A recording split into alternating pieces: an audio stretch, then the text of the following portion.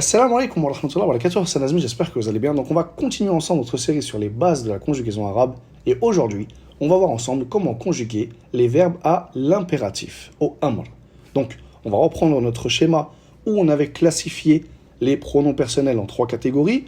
Pour le mutakallim, le mukhatab et le ghaib.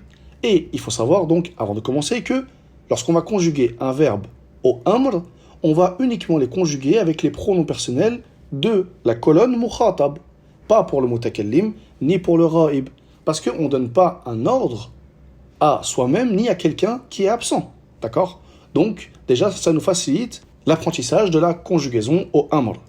Maintenant qu'on sait ceci, il faut savoir également que lorsqu'on apprend et qu'on mémorise un verbe en arabe, on l'apprend sous une forme déjà conjuguée au amr, et c'est la forme avec anta, c'est-à-dire lorsqu'on dit kataba yaktubu uktub.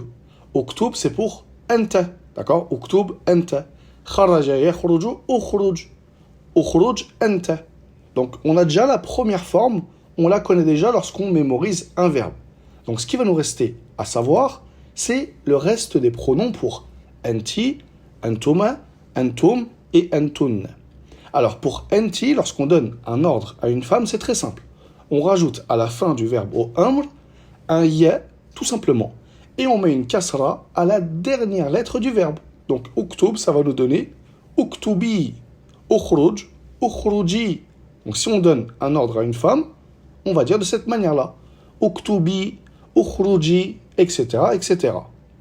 Pour deux personnes, que ce soit deux hommes ou deux femmes, on va tout simplement rajouter un allongement par le elif. Et on va dire uktuba, uktuba, si on parle à deux personnes.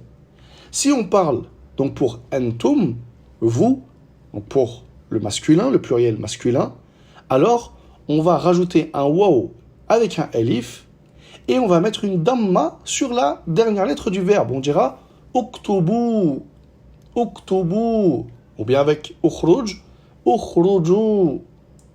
Et pour antunna, on va tout simplement rajouter un nun à la fin du verbe et on va mettre une soukoun sur la dernière lettre.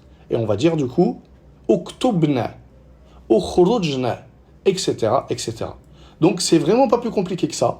Pour conjuguer un verbe à l'impératif, au amr, pour anta, donc c'est la forme de base qu'on apprend lorsqu'on mémorise un verbe. Anti, on rajoute un ya.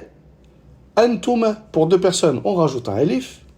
Antum, on rajoute un waw et un elif. Du coup, on fait précéder le waw par une damma.